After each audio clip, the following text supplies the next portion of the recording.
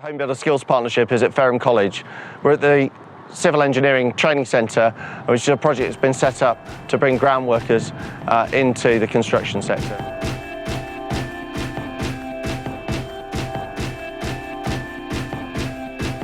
My name is Mark Wells. I'm the Group Chairman of the Blanchard Wells Construction Group, but more importantly, I'm the Chairman of the Solent Civil Engineering Employers Group, and I'm sat in CETC, which is the Civil Engineering Training Centre at Leon Solent in Hampshire. The original conception of CETC came about because my own personal business was gridlocked with not being able to expand through a lack of skills and quality labour. There was an awful lot of agency staff being used, and we were fighting over the few free available ground workers and machine operators in the market, and we were struggling. So I went away, pulled together a list of levy payers, CITB levy payers within the Solent LEP region, and we wrote to them all.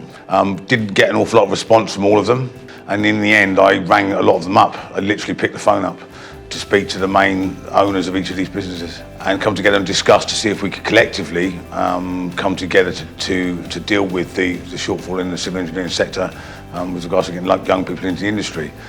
We've brought other stakeholders as well, so the Solent LEP, Hampshire County Council, Fareham Borough Council, and obviously our local MPs, right at the initial concept, right at the very first breakfast seminar.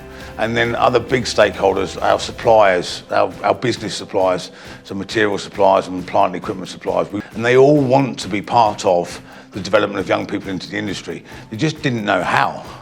And they all contributed, a lot of them free of charge, and we went to many and asked a little from many rather than a lot from few. And we ended up with an employers group of 11 to start with, and then we've managed to expand it to 16. And the collective of the group then means that we're all in it for the whole.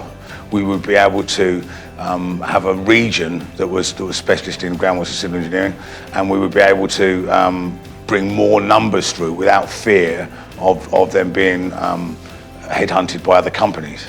The industry wants to be part of our own future and help the young people into the construction industry. The big challenge with what we've done is the trust and getting buy-in by all of the employers. And there are a set of rules and guidelines that hold us together, and we're very, very transparent with that. We have a groundworkers charter, an employers charter, where we agree on an X percentage of staff as apprentices each year, agree on the wage structure for the young learners, agree that we're not going to take each other's staff through the apprenticeship process.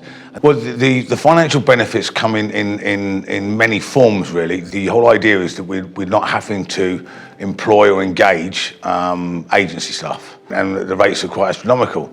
The other financial benefits are if we're able to get a mass of young people into the industry that have got a base of training, our quality goes up. So we're not having to deal with quality issues. Quality on a construction site has a direct correlation with the attitudes and the skill set of the people doing the work.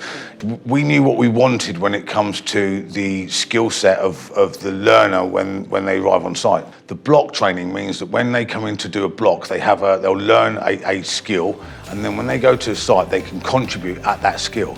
So with our young ground workers, they have a block of training, and they'll then go to site with abrasive wheels, manual handling. They'll be able to lay some curbs and drainage, simple drainage, and edgings and paving, and they'll be able to contribute.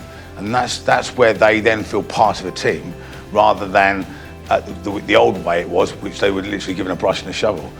The feedback from the learners is it's dynamic when you go to site. That's when you really see the feedback. And the first cohort we had come through, I went onto one of my sites, which is a retail park that was doing in Gosport. And then as I walked onto the site with the project manager from the client, one of the other cohort young learners, was laying curbs with the mentor on a big car park area, because it's a positive energy.